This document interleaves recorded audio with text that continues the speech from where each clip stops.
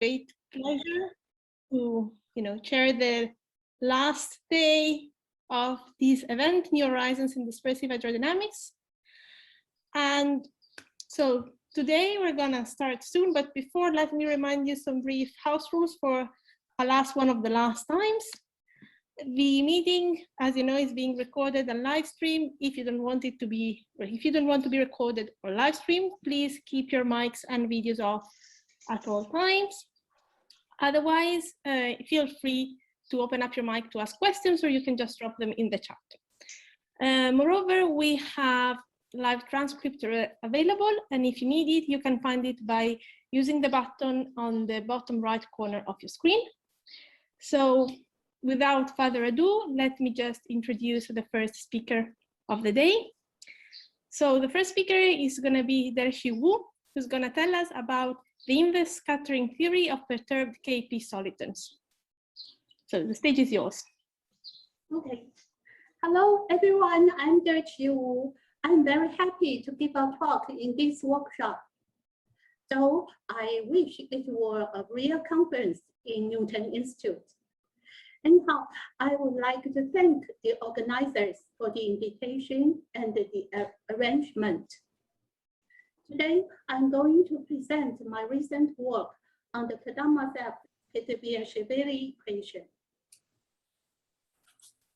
Here is the outline for today's talk.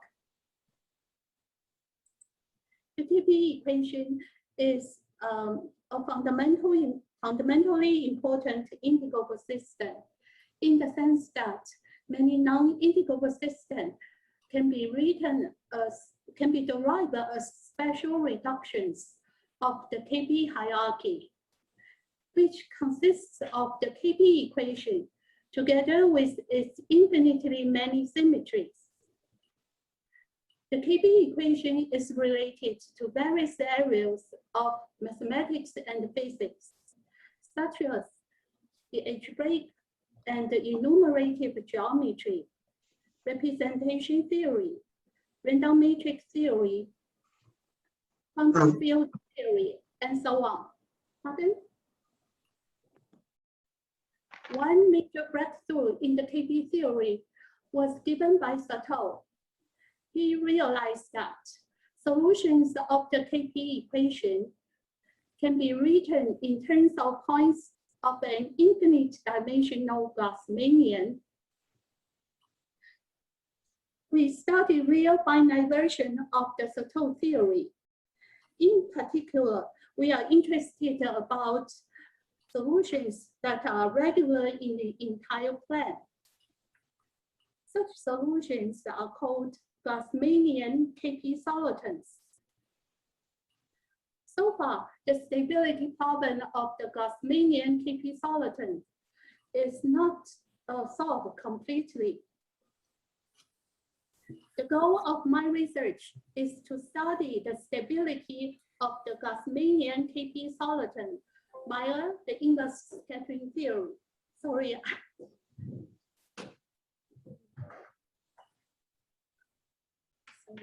Made a mistake.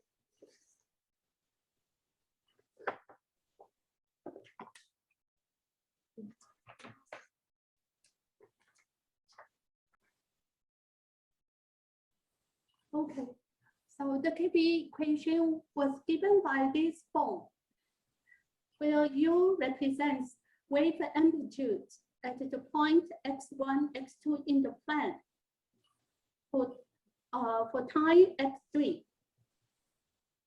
It approximates quasi two-dimensional dispersive systems in the weakly nonlinear long wave regime.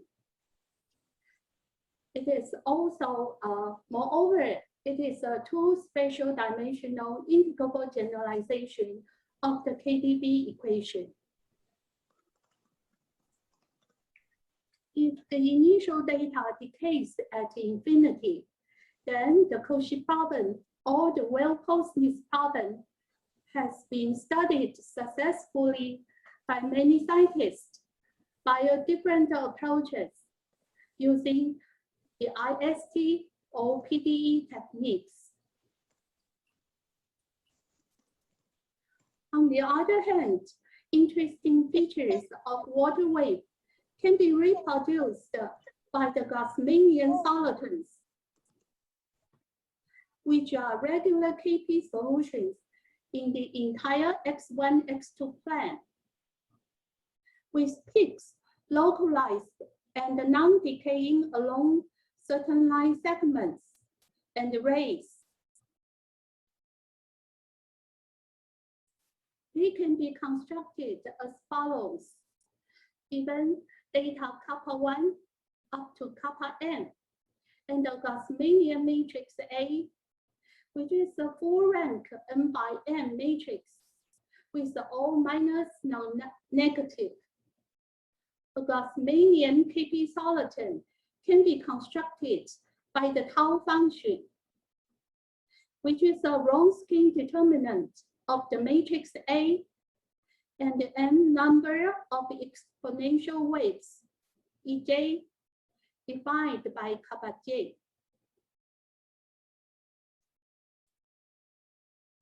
As Gino Biondini had discussed on the first day of this workshop, there has been important progress in combinatoric properties, classification theories, wave resonant theories of Grassmannian Kp solitons.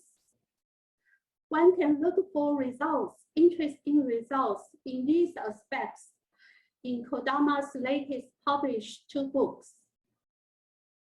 On the other hand, Abanda and Grassmannians have been investigating the connection of Grassmannian Kp solitons to real finite gap solutions and applications. For the simplest Grassmannian one-line soliton, written explicitly in this form, through PDE approach, Sobolev global well-posedness has been solved by Modinate Svetkov in 2011. L2 stability and instability, such as the amplitude of the line soliton converges to that of the line soliton at the initial time, whereas the local phase shift of the crest propagates in a finite speed toward the infinity, have been justified by Mitsumachi in 2015. But so far, non-stability results are derived through the PDE approach for multi-line solitons. Based on the log scale and the KDB theory, pioneering research on the IST for perturbed one-line solitons has been done by Boiti et al., Villalobos. Besides, for 2 decades, Boiti, Campinelli, Popegov, and Prinali have introduced various approaches, such as the KDB theory, double transformation, twisting transformation, and the tau function formulation to set the IST foundations for perturbed Grassmannian Kp solitons. But rigorous analysis is not completed even for the direct scattering problem for perturbed one-line solitons. Let us review how the KDB equation is linearized by the IST. It is analogous to using the Fourier transform to solve linear partial differential equations. Given the initial data you know, we first construct scattering data of the Schrödinger operator defined by you know. Next, we prove the scattering data flow is linear. Finally, we solve the Gelfand-Levington-Marchenko equation. To find uxt, with the scattering data ST and justify that UXT is a KDB solution. To study the stability problem of Grassmannian Kpii solitons, our strategy is to find an analogous diagram with the initial data replaced by perturbed Grassmannian multi-line soliton. We complete a rigorous direct scattering problem when the initial data is a perturbed Grassmannian multi-line soliton. Precisely, the direct scattering problem starts with solving this boundary value problem, where L is the Lax operator, which is a heat operator defined by a Grassmannian Kpii soliton U0. V0 is the perturbation. The boundary value chi is the Sato normalized eigenfunction associated with U0, written explicitly in this form, where delta A and the EJ are minus in the Wronskian determinant. Let us note the Sato normalized eigenfunction chi tends to 1 as lambda tends to infinity, which is an important condition in solving the inverse problem. The boundary value chosen by Derchyi et al. Does not share this important normalized property. Finally, let us note that the initial data is independent of the lambda variable.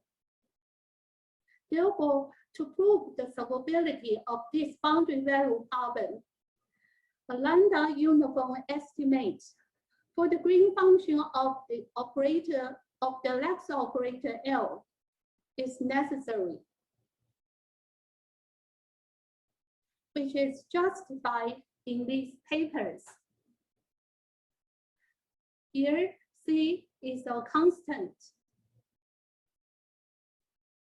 To prove this theorem, besides clever decompositions, real and complex analysis, the Sato theory plays a decisive role.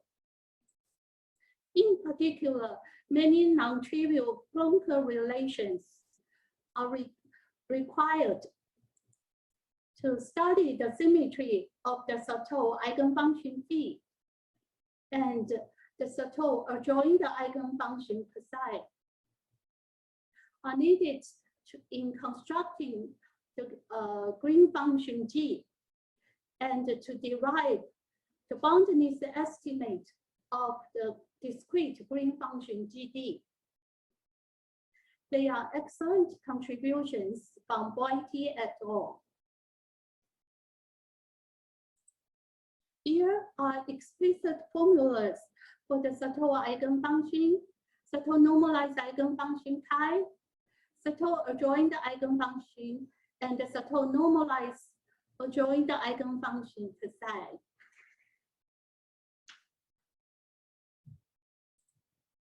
With the lambda uniform estimate of the green function, the eigenfunction satisfying the boundary value problem can be solved through this indigo equation.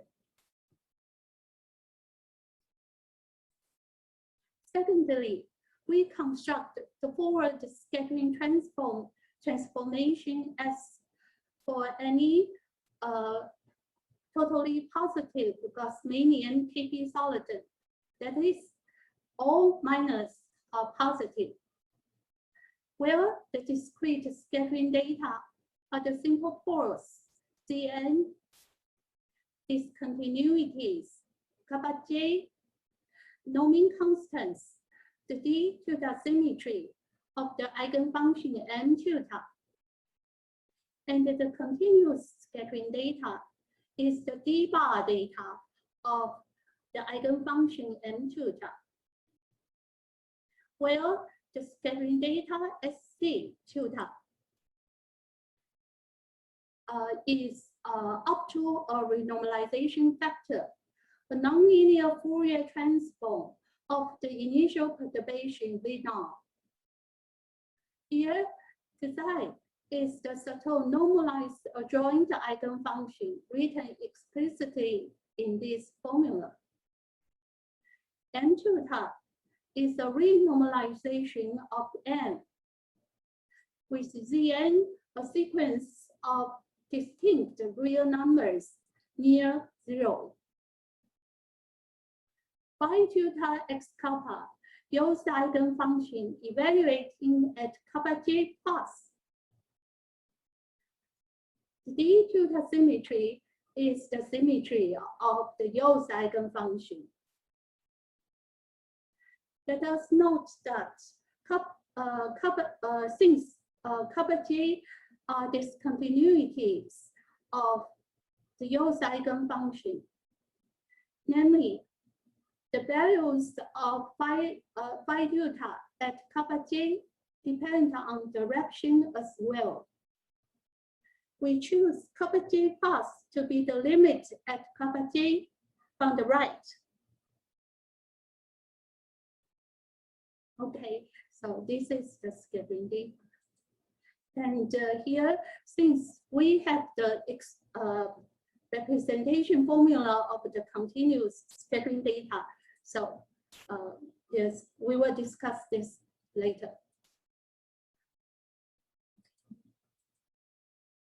So in this paper, we present a different symmetry of perturbed 1-9 solitons, which depends only on the Grassmannian soliton U0 and is independent of the initial perturbation.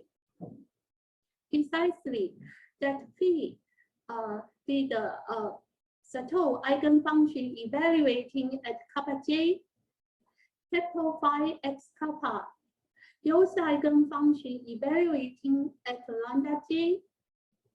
lambda j to be the limits at kappa j with opposite directions. They both satisfy the same symmetry with this explicit form.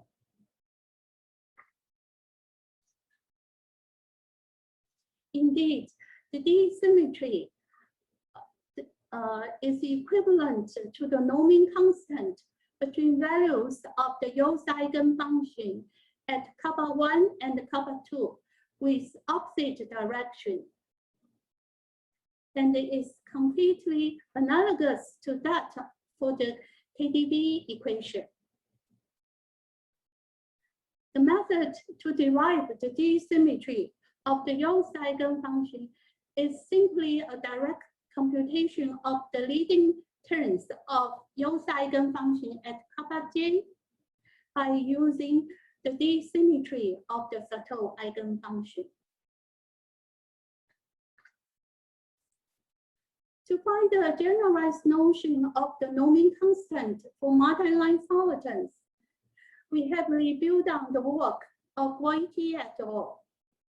Precisely, Derchyi et al. Successfully derived the D-flat symmetry for the Yost eigenfunction phi, which is different from the D symmetry of the subtle eigenfunction. The D-flat symmetry depends both on the Grassmannian Kpii soliton U0 and the initial perturbation V0. Moreover, the approach to derive the D-flat symmetry is in the same spirit, but of a substantial extension with that for the perturbed 1-9 solitons. Finally, let us note that the Yost eigenfunction phi has a core at 0 of multiplicity n. This property will cause a serious obstruction in solving the inverse problem. Therefore, for the purpose of solving the inverse problem,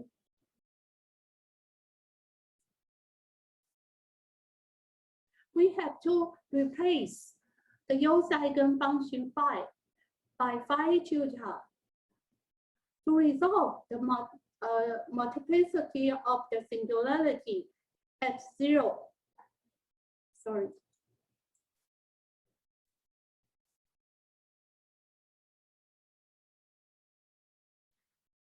Therefore, we derive the D-sharp symmetry of phi tilde. This step is crucial.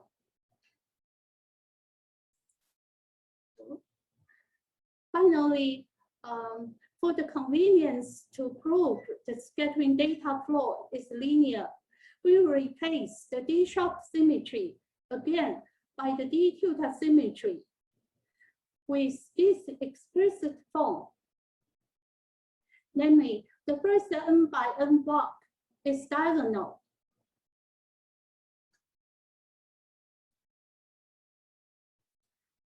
However, this step could be avoidable. Here, we provide explicit formula for these symmetries.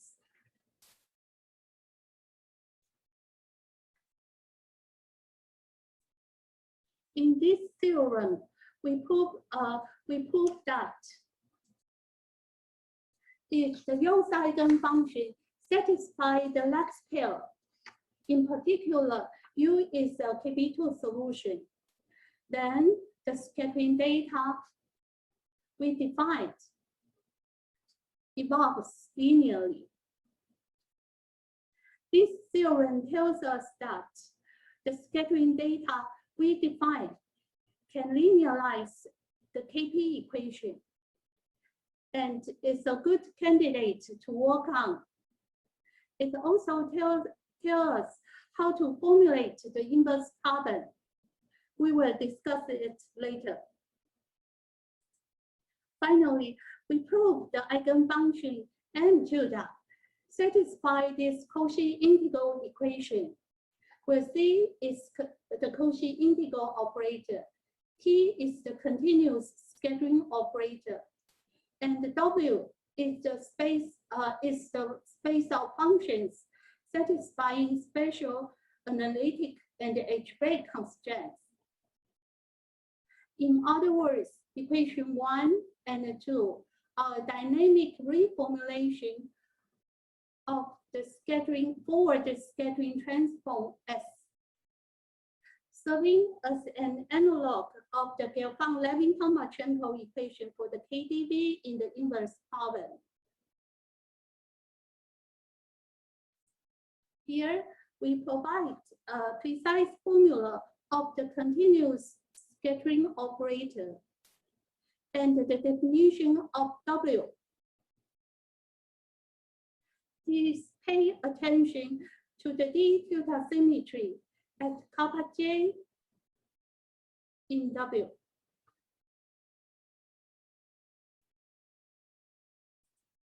In this theorem, the constraint M in W is an important companion condition to the Cauchy integral equation. In particular, on the D tilde symmetry, residues of M tilde at Cn are completely determined by the scattering data. This is a close condition, which is important in solving the inverse problem. Secondly, to justify the Cauchy integral equation, boundedness of C, T, M tilde is indispensable. To this end, observe that determined by the heat operator, the Lax operator, one can prove the continuous scattering data has simple pores at kappa J, and away from the kappa J, the continuous scattering data is bounded in the weighted L2 space.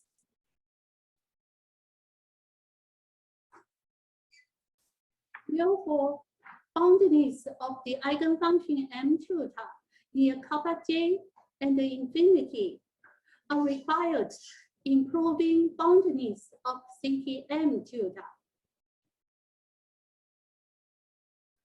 Here we remark boundaries of m tilde near kappa j and the infinity are consequences from the direct scattering problem.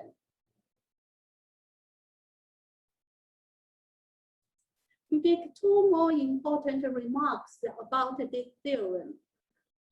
By choosing different boundary conditions other than the subtle eigenfunction chi, these boundaries properties of eigenfunctions are missing from the papers of Villalobos, Derchyi et al. Secondly,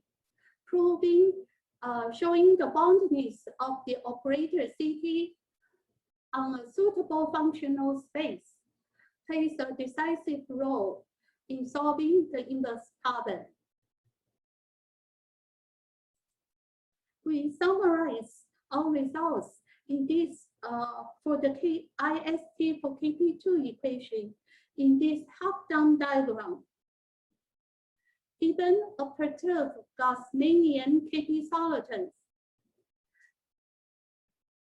by the lambda uniform estimate of the green function defined by the Kp soliton, we prove the existence of the eigenfunction and construct scattering data from the eigenfunction. We prove the scattering data flow is linear. We also derive the Cauchy integral equation, serving as an analog of the Gelfand-Lamington-Marchenko equation. So to complete this diagram, our next goal is to solve the Cauchy integral equation for positive time x3. So by the linearization theorem, we prove for perturbed one-line soliton, the Cauchy integral equation we need to solve is stated as follows. With the continuous scattering operator and the algebraic symmetries at kappa j defined here.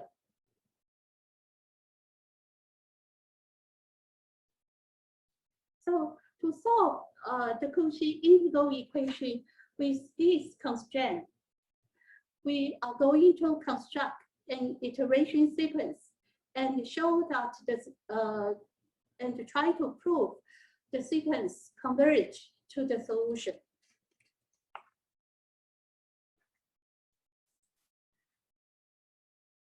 So in proving the convergence, the most challenging part is to understand the behavior of the Cauchy integral operator near kappa j. Major difficulties arise from that. First, the singularity at lambda and the kappa j could collide together. So indeed, it is a problem of estimating singular integrals. Secondly, the phase function of the continuous scattering operator T is highly oscillatory and non-homogeneous. In general, to get the decay of an oscillatory integral, one integrates the oscillatory factor and differentiates the less oscillatory ones. However, due to the singular structure of the continuous scattering data at kappa j, we have to avoid integration by parts.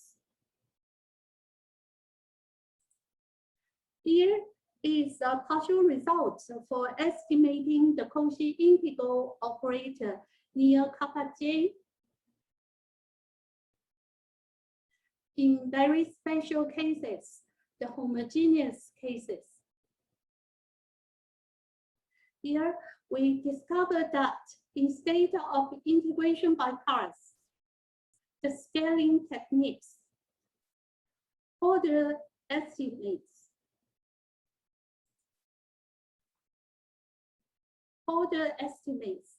and principal integration and the deformation method plays crucial roles in deriving these estimates.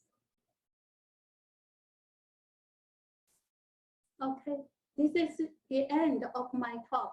Thank you so much for your attention. Thank you very much. So we have time for one quick question. So just feel free to unmute yourself if you have any questions or pop them in the chat.